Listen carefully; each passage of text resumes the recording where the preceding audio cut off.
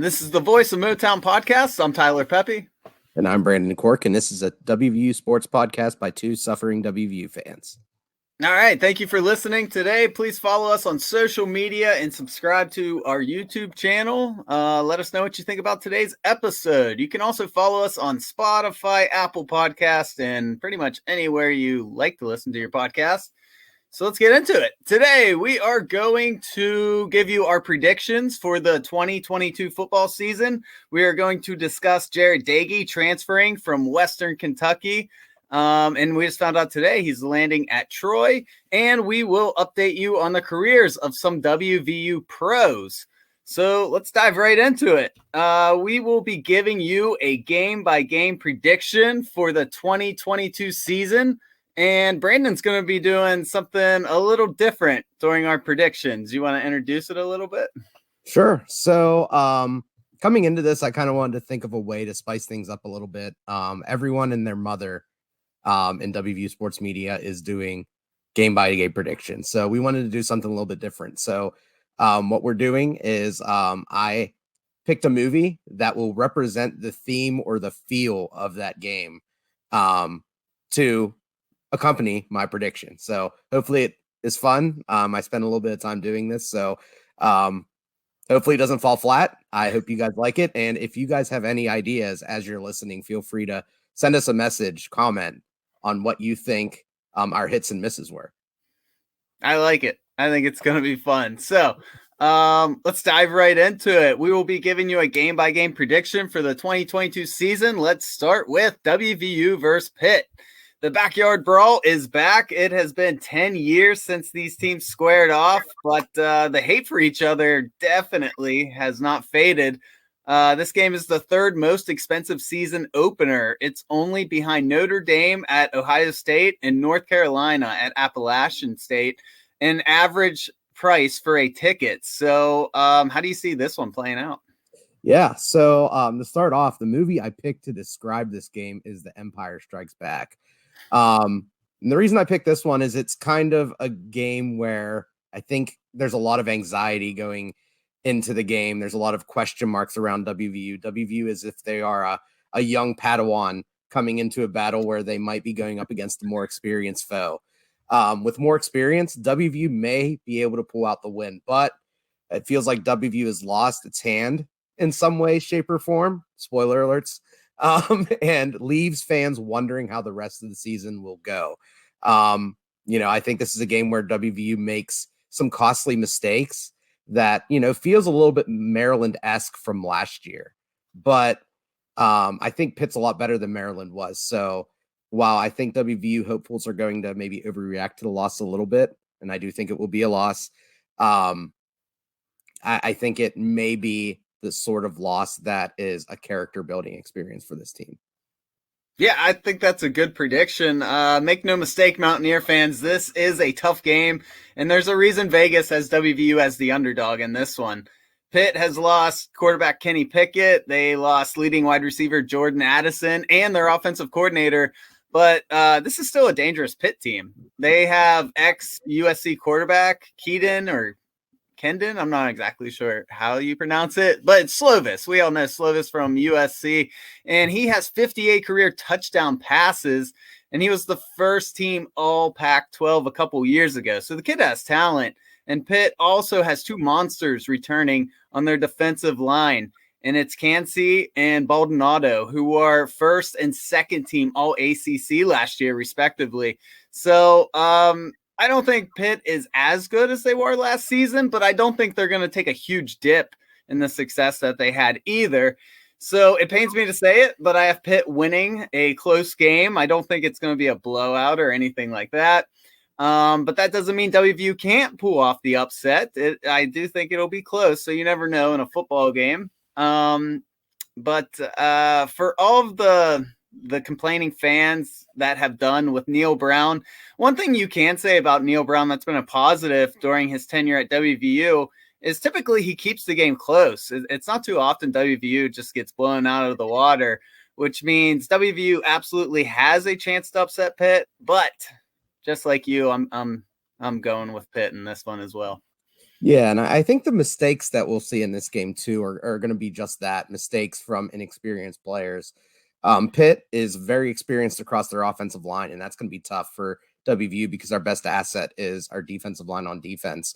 Lots of question marks in the secondary, and with Slovis coming in, who's an experienced quarterback, they have a couple receivers coming back who had solid seasons last year. Obviously, no Addison is a big loss, but having a clean pocket for a quarterback who has shown in real college football games that he can make plays, someone's going to step up and put some yards on against the WVU secondary. It's just that. And then offense, Pitt's strongest point on defense is their defensive line, and WVU's offensive line, even though we're returning 5 starters, is still a question mark. So it's a good opportunity for Pitt to kind of pin their ears back and, see how JT Daniels does under pressure. And this is going to be the first game he's played in over 18 months. It's a long time, and practice can only get you so far. So there's going to be mistakes, but it's going to be player mistakes just from inexperience. I don't think you're going to see the coaching mistakes like we've seen in years past. Yeah, and from everything I'm hearing, the new offensive coordinator and, Pitt's head coach wants to run the ball way more than they did last year, because last year they were just so pass happy. And so it won't be all on Slovis just to keep making play after play. I mean, they are going to give him some help running the ball a lot. And, we're going to dive into this game deeper next week when we have journalist Alan Saunders on from Pittsburgh Sports Now. So stay tuned to next Thursday night. That's when he'll be joining us on August 25th. But yeah, I think I'll save the rest for next week. You have anything else for the Pitt game? No, I think that's a good primer. All right, so let's go to game number 2. West Virginia's conference opener is in Morgantown against the Jayhawks. Kind of unfortunate. I feel this is a game you probably want in the middle or towards the end of your schedule. But it is what it is. So what's your prediction for the game? Yeah, so my movie for this game is Animal House. And just because I think that's what Mountaineer Field is going to be like. Rowdy fans, football's back in Morgantown, lots of really positive changes to the team during the offseason, and a lot of excitement around the new quarterback, the new offense. The Morgantown's going to be rocking.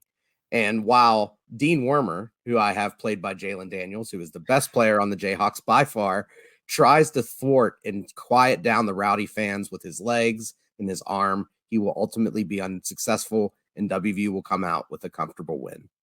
I like it. Yeah, although Kansas only won 2 games last season, this seems like the best Kansas team since that 2007 team that went 12-1. But they still got a lot to prove to the Big 12. Coach Leopold did a nice job in his first year and is looking to build off the confidence they gained towards the end of last season. Like you said, Jalen Daniels seems to be the real deal at quarterback.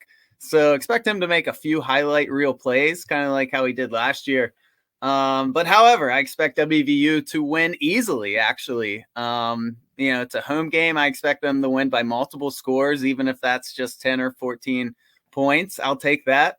And if they can't beat Kansas at home, then I think that's going to spell disaster for the rest of the season. There's not a lot of games we're expected to win on the schedule. So you definitely got to take advantage of this one. I know West Virginia will be coming off an emotional game versus Pitt. That's the only thing that really worries me. But, the Kansas game's a 6:00 kickoff. So I feel like that's going to have semi-night game feels. And just like you said, it's the first game back in Morgantown. I think the crowd's going to be going nuts. I do think that's going to help us a little bit. The stadium will be rocking. And, the Mountaineers better deliver a statement win in their conference opener, or it could be a long year. Yeah, and I think this is a great game for the players who don't have experience or don't have the chemistry yet to really build things up. Kansas, especially on offense, because Kansas's defense was terrible last year. They did bring in a few new players, but it's not really enough to really turn them around from a bottom defense to middle of the pack. So I'm really looking forward to see in this game to see JT Daniels really develop a relationship with one or two wide receivers out there. Have a big game from him, have a big game from maybe Bryce Ford Wheaton or Caden Prather. And then, get to see some Tony Mathis and some of the other backs kill the clock in the second half. Yeah, I'm with you. So let's move on to game number 3. The Mountaineers are at home once again. Townsend is their opponent, and that is a Division II team. How do you see this one going? Yeah, so this one I have hard to kill, and it's not because Towson's hard to kill. It's because it's a Steven Seagal movie. And the one thing about Steven Seagal movies are once you've seen once, you've seen them all. And every FCS school WVU plays, it's the same thing over and over again. What's the point?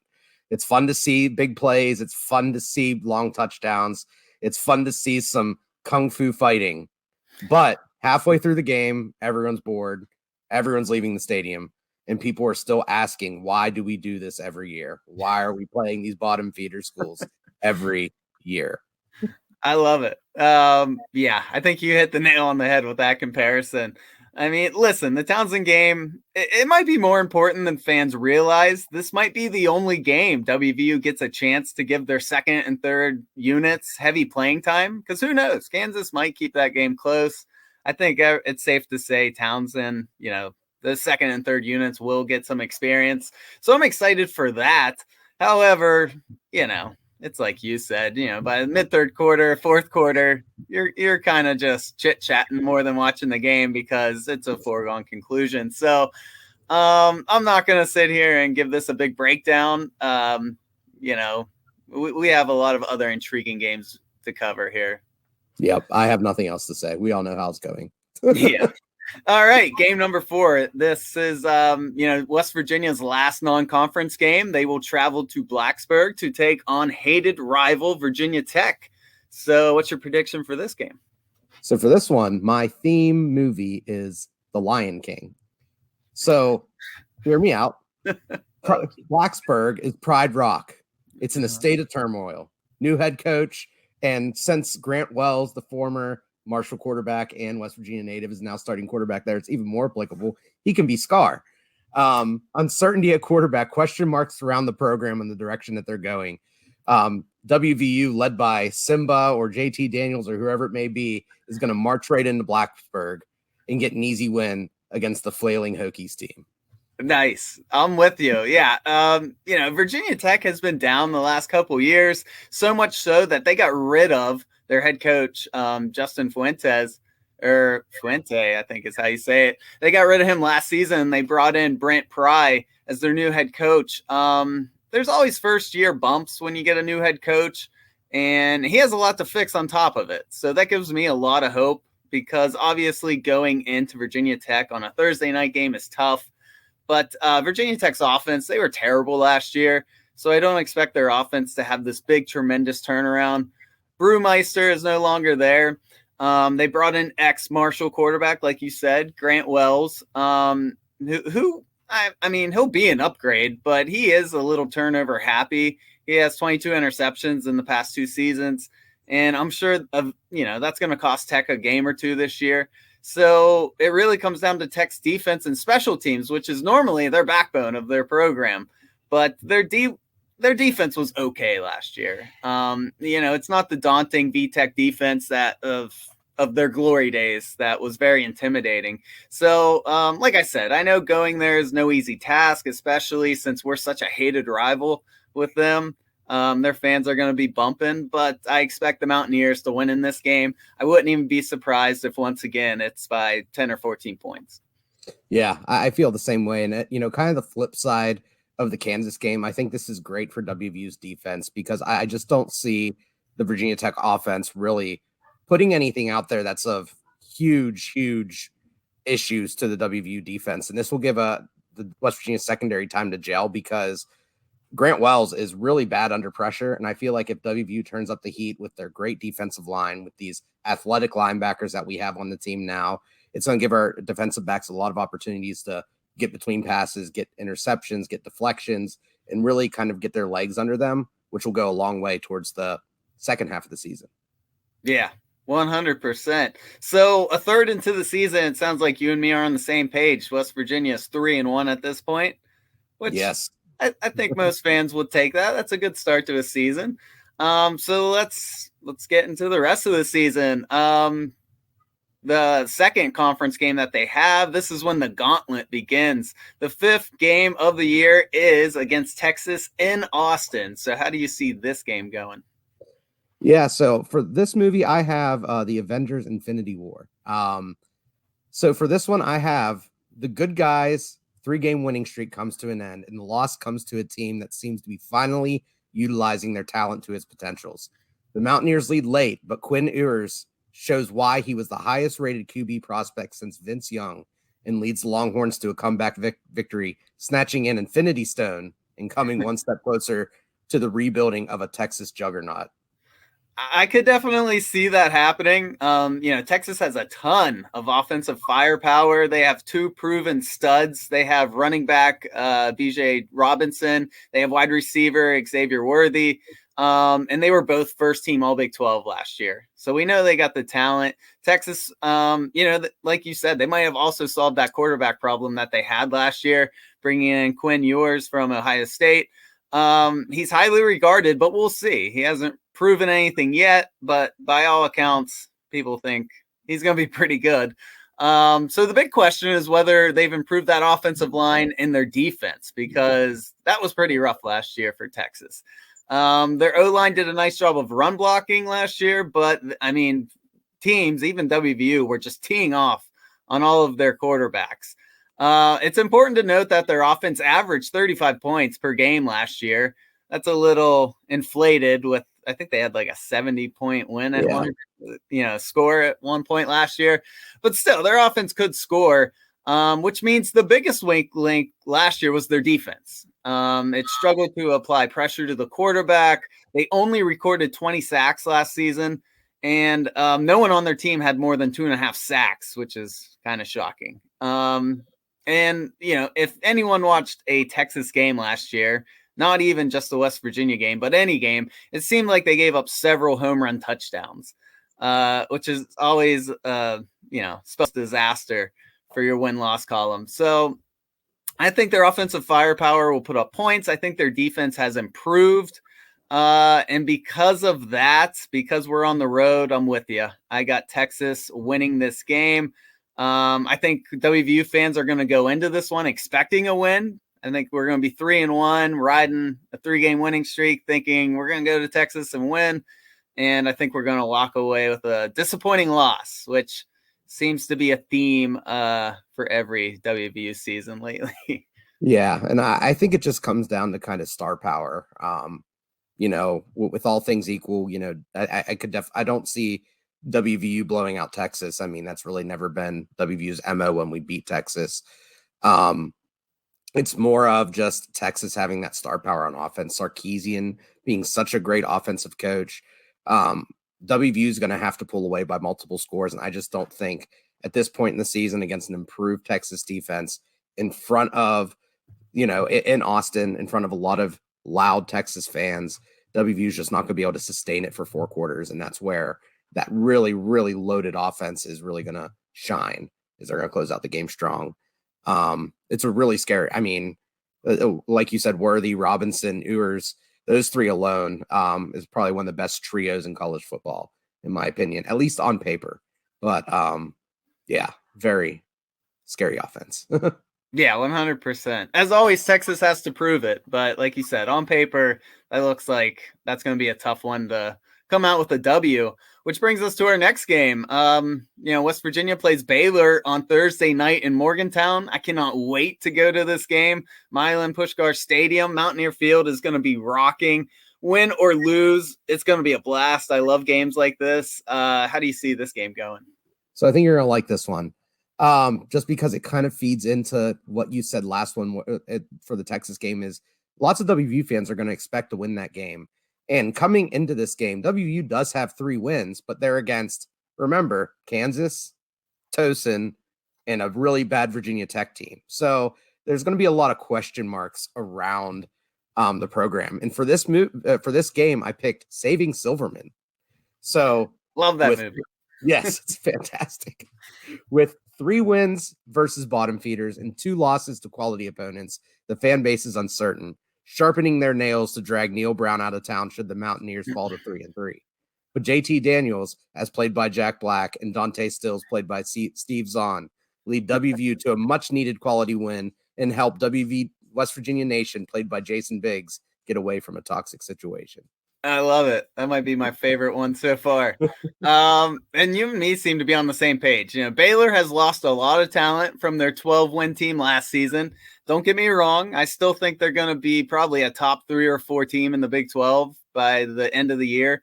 But I could realistically see that win total coming down to around 8 wins after a 12-win season.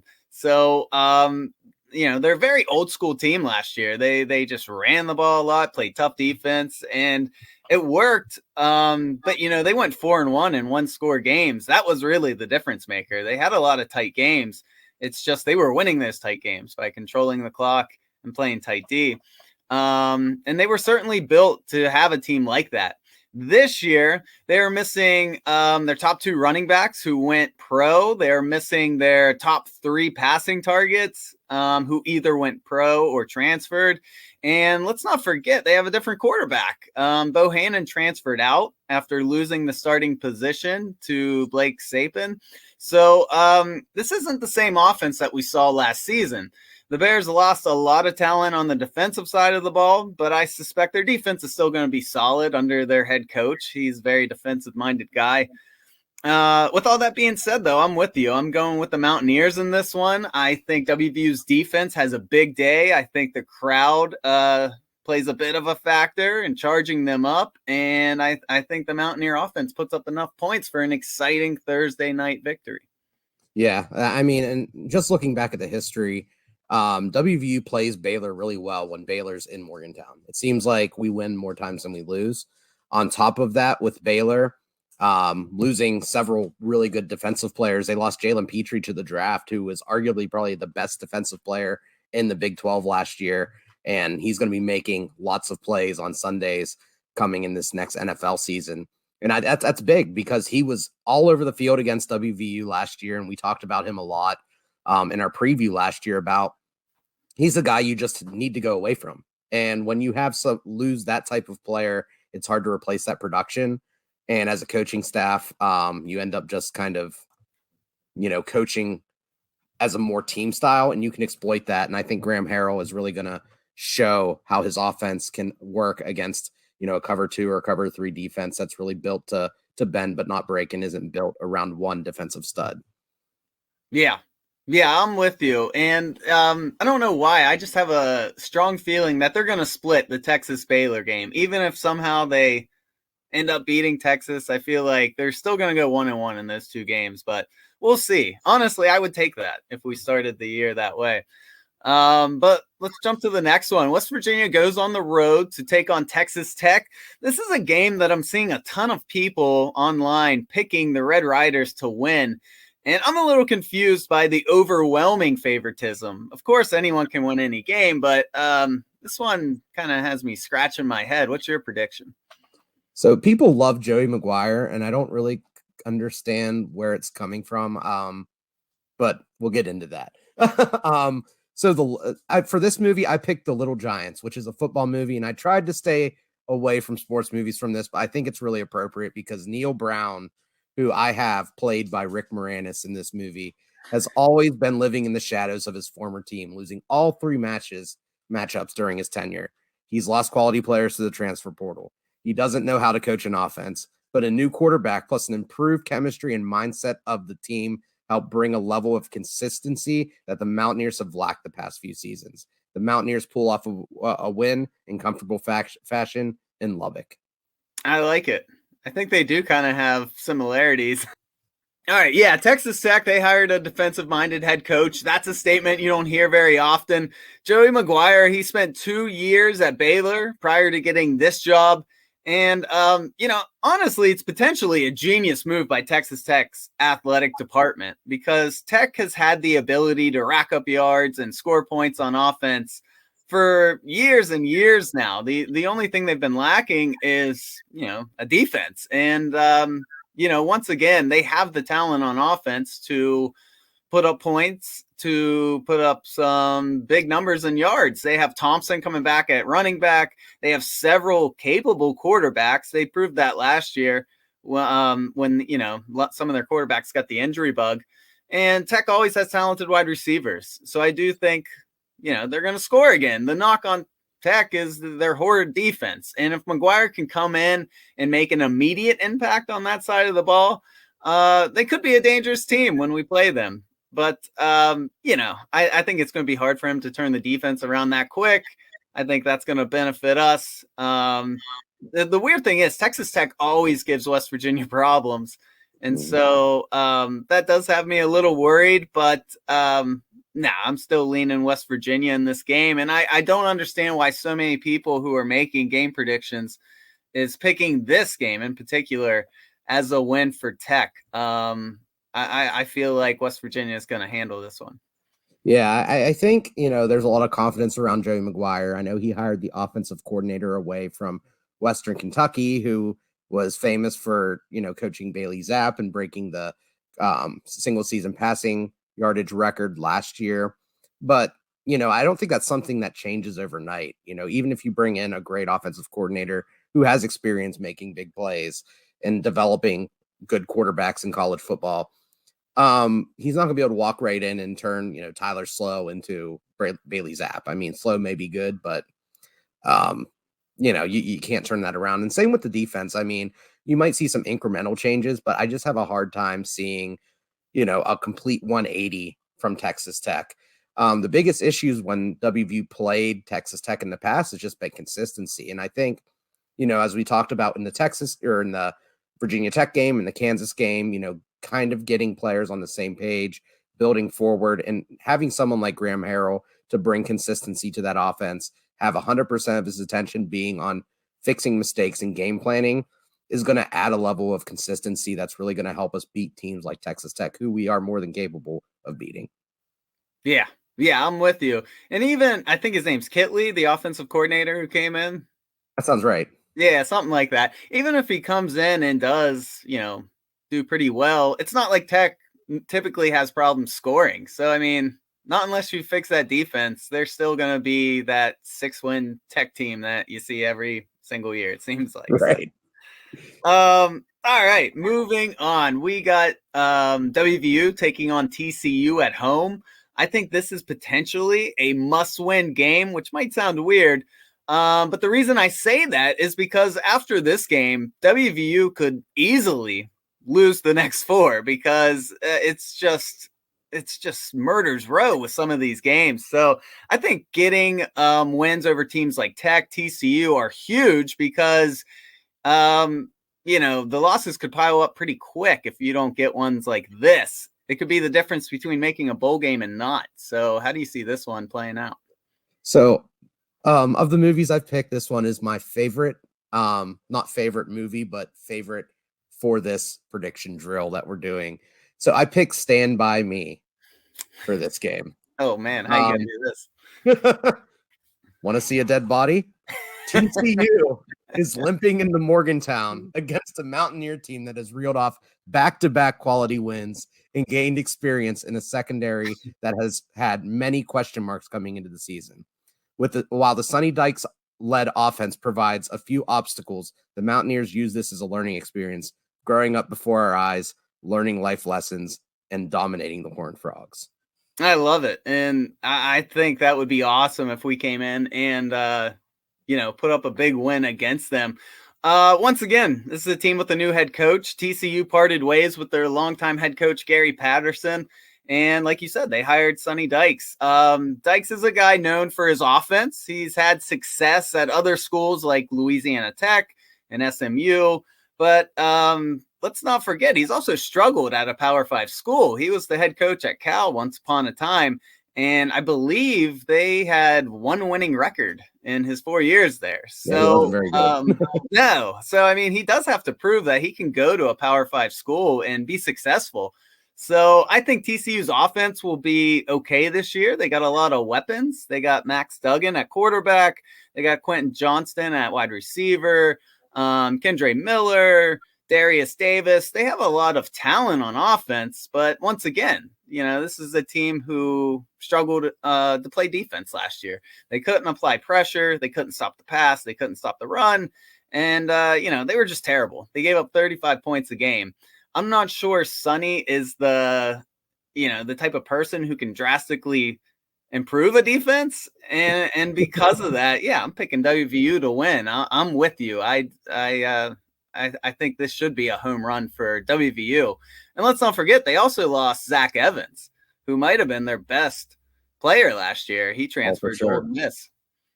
Yeah, and I think the issue with Sonny Dykes coming in is he is just so pass happy. And right now where TCU stands, they have some nice weapons. Duggan's really good. I like Johnston at wide receiver. He's a legit NFL prospect, I think. But you can game plan against that, and that's kind of always been Sonny Dykes' weaknesses, is if you can take away that passing game, you can disrupt it, you just lose the game. And I think WVU's the combination of the defensive line, the pressure we can generate, Charles Woods being one of the best cornerbacks in the Big 12, being able to go one-on-one against probably their number 2 receiver and then just bracketing Johnston. I think TCU is just going to end up becoming too predictable and too easy to shut down, even though they are an explosive offense. And when I say shut down, I don't mean hold them to a shutout, but probably hold them to like 17, 21 points or something like that. But with that defense, WVU should be able to score pretty easy. Yeah, I'm with you. And, we're 2/3 into the schedule, and I think you and me have agreed on every single game. So we'll see. We did not coordinate this. Yeah, we did not. We didn't know what each other were going to say prior to this. But let's see how these last 4 go, because this is really the stretch that scares me this season. West Virginia will travel to Ames, Iowa to take on Iowa State. The Cyclones are coming off a disappointing season, and, they will be without some familiar names this year. No Brock Purdy, no Breece Hall. So with that being said, what's your prediction? So for this one, I had a hard time picking on a movie, so I went with Cinderella Man, and it was more based on the coaching matchup. I love that movie. It's great. Neil Brown was once considered one of the best young coaches in football, but over the past 3 seasons, perception has waned. Matt Campbell has been the hot name in the Big 12, but a rebuilding year at Iowa State has put another WVU, plus another WVU road win, has people rethinking their stance on Neil Brown's talents. So I have WVU winning this game, continuing now 4 games in a row with a win. Nice. Let's get into it. Even though the Cyclones lost those 2 big names on offense that we mentioned, they still have playmaker Xavier Hutchinson and their quarterback Hunter Deckers. He's sat behind Purdy these past 2 years. He's played here and there. He seems ready to take command from what I've read about him. It seems like Iowa State fans aren't super concerned. So, we'll see. He's got to prove it. The Iowa State defense is what concerns me. They lost a few starters, but they'll still have guys like Will McDonald on their defensive line, who 2 years ago got 10.5 sacks, and then last year got 11.5. That's the school record in a single year. So that guy's a beast. Their defense has, they've been good the last couple years, and I see no reason that they won't be once again next year. I'm going with Iowa State in this one, but it's definitely a game WVU can pull off the upset. Ultimately, with it being on the road, they're playing a stingy defense. I think I'm leaning a little towards the Cyclones here. Yeah, I can see that. The one thing that I like about WVU here is that I feel like Iowa State's kind of in a state of flux, and offensively, they lost their best offensive player in Breece Hall. That's really hard to replace. And then defensively, they lost some really good talent down the middle. And I feel like that's an area that Graham Harrell could attack. Now, since we're, like you said, 2/3 of the way in the season, Iowa State's going to have someone there who has experience by this time. I'm just hoping that person isn't another quality guy like they've had the past few years. But then again, too, if Graham Harrell and JT Daniels in that offense are kind of rolling, I could see another scenario where, like last year, WVU kind of gets on a roll offensively and is able to break through that aggressive defense. Yeah, I definitely think it's possible. Yeah, some of these games were really hard for me to make a decision on. And let's go to the next one, because this is one I see a lot of people online picking WVU. So the Mountaineers play the Oklahoma Sooners in Morgantown. A lot of fans they're starting to claim that this is finally the year that we can defeat the Sooners, being a member of the Big 12. So I'm not so sure I believe it. What do you think? You'll know by the time I say the movie. It's the Shawshank Redemption. So I like WVU has been stuck in Oklahoma prison since entering the Big 12. After so many close games, heartbreaking and frustrating losses, Neil Brown finally leads the Mountaineers to a win against the Sooners, leading Neil Brown and the Mountaineer faithful proverbially kneeling down in the sewer water, thankful to get over that hump, and bonus points if it rains. I love it. That's a good one right there. And I hope you're right. Oklahoma has a new head coach, Brent Venables, who is the complete opposite of Lincoln Riley. So Brent has, he's created a dominating defense wherever he's coached, it seems like. And once again, that might be the perfect recipe for Oklahoma at this time, much like Texas Tech. Oklahoma's loaded on offense, so I'm sure their offense will still be productive. Now you got a guy who might improve the one thing that they've been lacking. Oklahoma's offense still has Marvin Mims at wide receiver. They brought in Dylan Gabriel from UCF to replace Caleb Williams. So, one would assume their offense will still be productive. However, that quarterback is a bit of a question mark. He missed last season due to a major injury. So we'll see how that affects them. Ultimately, I think Oklahoma's success this year comes down to how well their defense performs. I know a lot of WVU fans think this is the year. It sounds like you do too, that we're finally going to do it. But I still think Oklahoma is loaded with talent. So I'm leaning a little bit towards the Sooners. Yeah, I can definitely see that. And I think, Oklahoma lives in West Virginia's head rent free, basically. And, what I'm really pulling for is that, the combination of Oklahoma kind of retooling, rebuilding, changing their philosophy around, plus coming to Morgantown with a new coaching staff, new leaders on offense and defense. It's not an easy environment to come into. And we've seen WVU fans get into the players' heads, especially the ones who aren't big-time gamers. I mean, in the past few years that WVU has played Oklahoma, they've had big-time players at the quarterback position who's been able to make big plays when it matters. And Dylan Gabriel, for as good as he's been, I feel like he's been in college for like 7 years now. He's been a great leader, put up great stats. I just don't know if he's been in anywhere like Morgantown against a crowd like that. And especially with his injury history, he's had some pretty nasty ones. It's going to be really interesting to see how his season goes, on top of how he handles a rowdy Mountaineer crowd. I'm with you. Yeah. And I do think Oklahoma will have a bit of a down year for Oklahoma. I mean, I'm still thinking they're going to probably pull off like 9 wins, which is a down year for them. But yeah, so who knows? I mean, maybe that's one of the games that they end up losing. Here's hoping. And the next one is for West Virginia's last home game. They take on the Kansas State Wildcats. Kansas State looks like a scary team this year with Deuce Vaughn at halfback, Adrian Martinez at quarterback. How do you see this game going? So WVU, if we're counting right now, I have at a 5-game winning streak. They're rich. They're rolling in it. And so for this game, I picked the Wolf of Wall Street. Likely the biggest game of the season, with both Kansas State and WVU coming in battling for a spot in the Big 12 championship game. The crowd is loud, rowdy, and having fun. Kicked off by Matthew McConaughey humming while banging his chest. However, the fun is short-lived. Kansas State's experience, talent, and composure brings down the law on the Mountaineers, leaving the WVU faithful once again heartbroken and broke. I like it. You're picking some great movies. Shawshank, Wolf of Wall Street. These are some good ones. And yeah, that was a good comparison.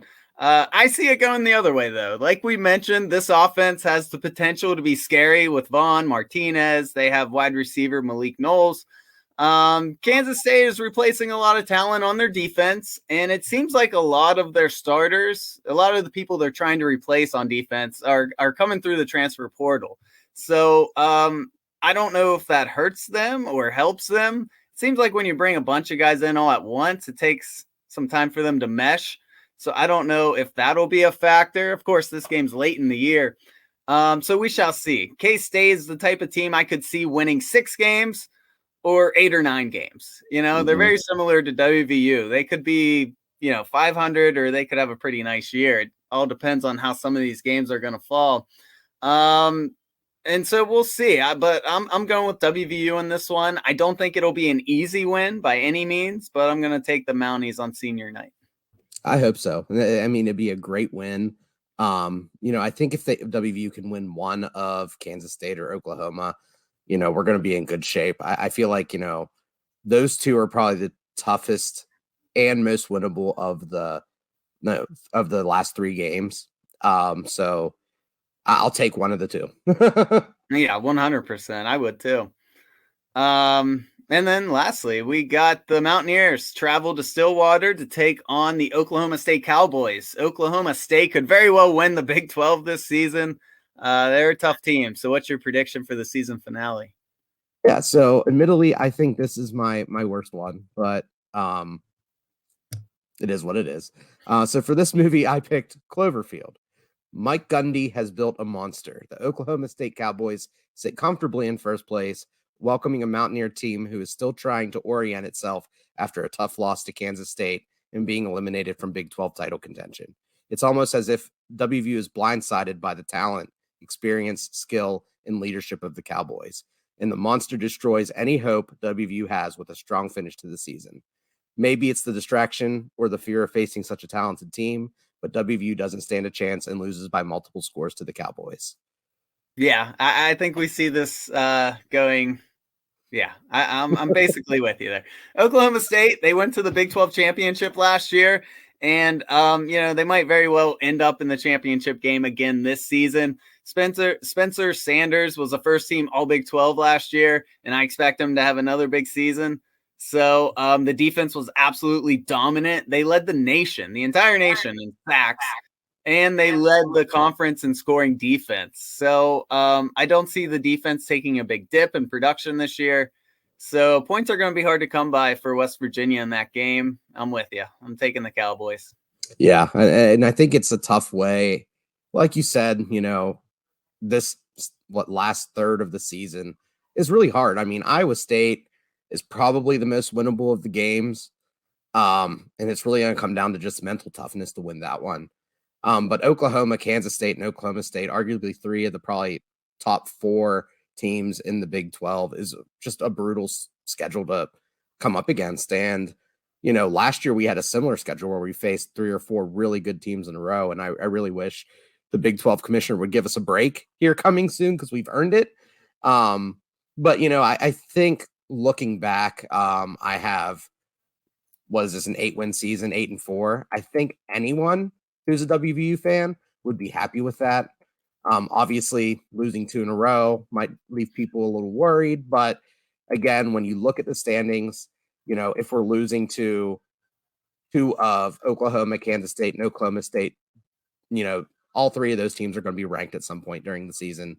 And losing to 2 of those 3 teams isn't a bad thing. It's a good stepping stone coming into next year, especially if JT Daniels comes back after having a good year. Yeah, I'm 100% with you. My prediction is I have them going 7-5, and 7 to 8 wins is realistic, and fans should be happy with that. I know some fans are really hyping them for like 9 wins, winning the Big 12. We got to be a little realistic. DraftKings Sportsbook has West Virginia as the 3rd lowest odds of winning the Big 12. The only teams lower than us is Texas Tech and Kansas. So, I mean, if we get 7 or 8 wins, be happy with that. That's realistic. I'll be ecstatic with your record. If we win 8 games, I will be super pumped for that. And since I'm going with 7, anytime you pick a number, you can go 1 below or 1 under it. I wouldn't even be shocked if, 6 wins happens. I would be disappointed, but I wouldn't be shocked. Now, if WVU ends up with a losing record and they have 5 or less wins, that's a major disappointment, and fans should definitely have a gripe about that. But I would just encourage everyone, be realistic. 7, 8 wins is where you should be expecting this season to go. Yeah, I would be upset with 6 wins if one of those 6 wins isn't against one of Texas, Oklahoma, Kansas State, or Oklahoma State. I think if you're going to get 6 wins, you have to beat one of those 4 teams, because I think those are the top 4 teams in the Big 12. And the one thing that Neil Brown has really struggled to do during his tenure is to beat some of those ranked teams. He's always played them close. He just hasn't been able to finish. If you're going to only win 6 games, you got to show progress in that category of pulling off upsets, because as a WVU fan, there are very few seasons where I go in thinking that, hey, we have a shot at the BCS title game. We have a shot at, a New Year's 6 bowl game. But what I do come in is looking at the home games where we have some highly ranked opponent coming in and we have a chance to knock them off, and knowing that we're going to have a chance to knock them off because we've done it before. With Neil Brown, I don't necessarily have that hope yet. I think he can do it, but he needs to show it to me before my hope falls off. Yeah, I think that's a good way of putting it. And honestly, this year seems like the year he can do it. He's got the talent in place. He's got his systems in place. He's established now.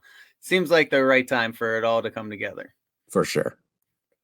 All right, guys, we just got a couple more things to note. We want to talk about Jaret Doege real quick. Daggy is transferring out of Western Kentucky. He lost the QB battle to Austin Reed, and it was actually announced today that he will transfer to Troy, Neil Brown's old school. So what are your thoughts on the Jaret Doege news? I thought it was interesting that he couldn't win the starting job at Western Kentucky, first and foremost. I mean, the guy he lost the job to was an FCS quarterback. And, remember, I think he did lead his team to a national championship, but he finished in second to Tyler Banjian in the FCS Player of the Year. And recall, Tyler Banjian is the quarterback who played for Shepherd, West Virginia native. WVU brought him in this last offseason, recruiting him. And WVU ultimately turned him away, so he went back to Shepherd. So it's interesting because that is kind of an apples to apples comparison, showing what Jaret Doege's talent level really was. And a lot of us expected that he just wasn't that good because we've seen other quarterbacks come in and make plays, and Doege was it just seems like he wasn't really a Power 5, arm. And seeing that he lost to an FCS arm and a guy who, had he been able to stay at WVU for another year, and WVU brought in Tyler Banjian, could very well have lost his job to an FCS quarterback at WVU as well. It's just a really interesting situation, and I wish him the best of luck, but I think it reaffirms what a lot of WVU fans felt about Daggy during his time here. Yeah, exactly. Honestly, I feel sorry for the kid. He always said the right thing. He seemed like a great teammate while he was in Morgantown. It wasn't like he was causing problems when there was a lot of quarterback talk and the fans getting mad. So I give him credit, and it makes him very likable, but kind of like what you said, I think this certainly proves he wasn't qualified to start last year. Who knows? Maybe we didn't have enough talent to replace him, but I don't know. You could certainly make an argument. But if you go back, I still understand why Neil Brown made him the starter 2 years ago. After Austin Kendall flamed out, Daggy had a strong showing those last couple of games in the 2019 season. So I can understand starting him in 2020. I think everyone was on board with that. However, he proved many times during the 2021 season that, he just wasn't the answer. And Coach Brown refused to give another player a chance. But interesting career, but it's not over yet. I wish Daggy all the best at Troy. I hope he finds success there. And, I hope he ends his college career on a high note. I'm rooting for him. Yeah, for sure. I mean, like you said, he was a really quality guy. And I think some of it speaks to just the talent level on WVU's quarterback roster. I mean, obviously Will Crowder wasn't ready. Garrett Green, we've seen his highs and lows. And I going into some of the predictions that I made during this was kind of factoring in that I expect JT Daniels not just to be incrementally better than Jaret Doege, but actually leaps and bounds better than Jaret Doege. So we'll see. Hopefully he stays healthy. Hopefully we don't have to rely on one of the younger guys yet.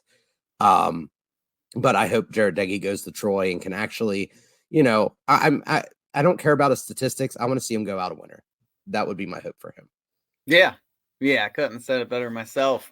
The last thing we want to cover, guys, is we're just going to update you on a few WVU pros and what's going on with them. First up, sad news. Carl Joseph, who was a big fan favorite while he was in Morgantown, it seems like he's done for the year. He's on IR. He got hurt almost immediately in the Pittsburgh Steelers' first preseason game, which is very disappointing. He was going to be second string, but he was backing up Edmonds, and so he probably would have saw some snaps here and there. He probably would have got a lot of play on special teams.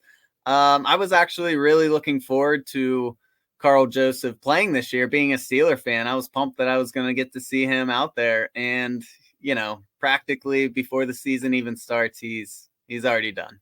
Yeah, it's disappointing. And, unfortunately for Carl Joseph, his play style is probably 20 years too late.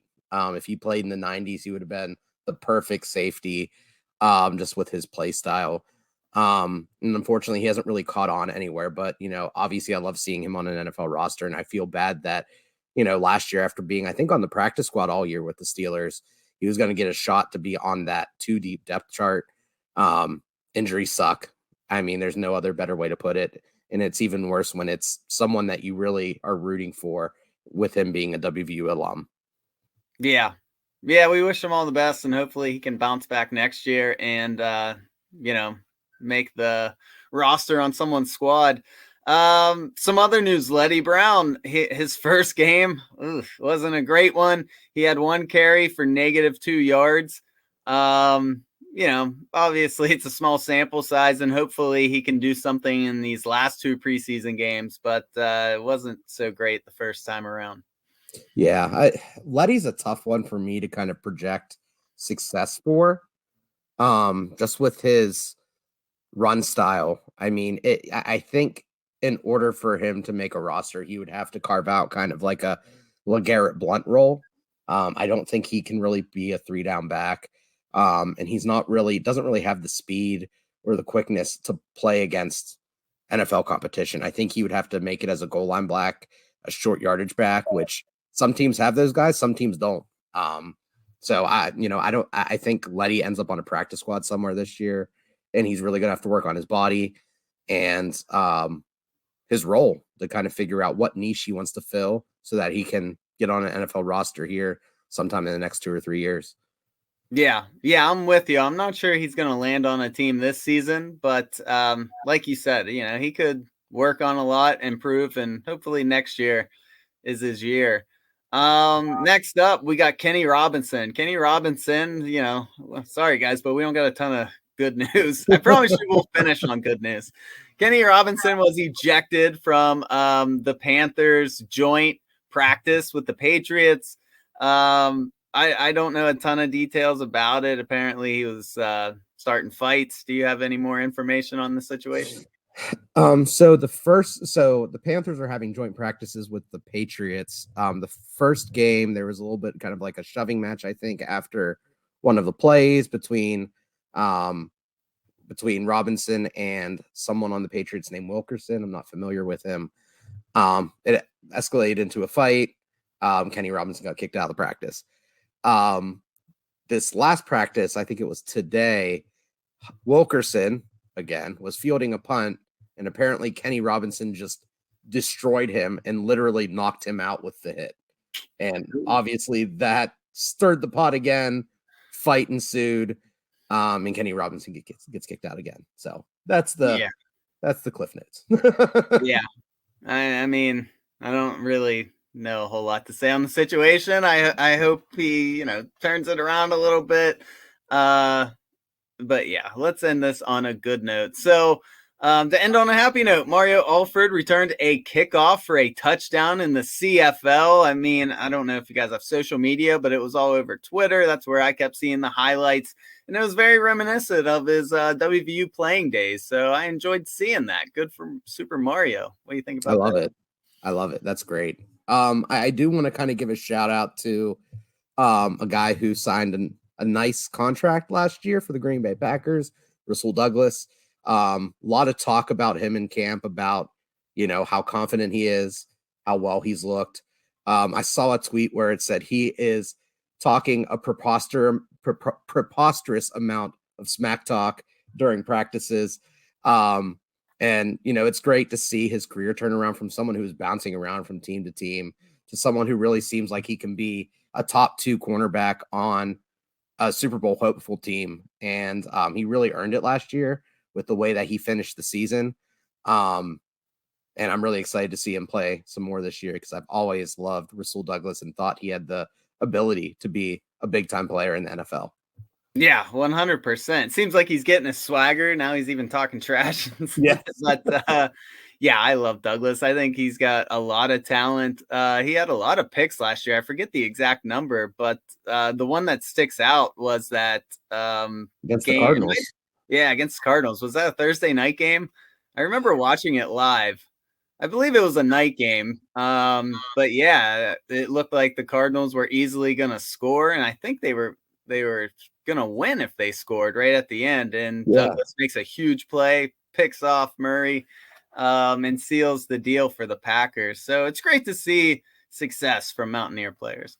Absolutely, 100%. I couldn't agree more. I mean, I remember growing up as a kid, playing Madden and stuff. You were hard pressed to find a WVU guy on a roster. I remember going through every team, every spot on the roster, and be like, what team do I want to play with that has a WVU guy on it? And you just couldn't find them. Nowadays, it's fun to turn on, you know, NFL Red Zone or wherever you watch your football and see at least WVU players standing on the sideline in pads. It just makes Sundays that much better. Yeah, I couldn't agree more. And that is it for us, guys. We appreciate you listening. Don't forget, next week, next Thursday, August 25th, we have Alan Saunders from Pittsburgh Sports Now joining us to break down the Backyard Brawl.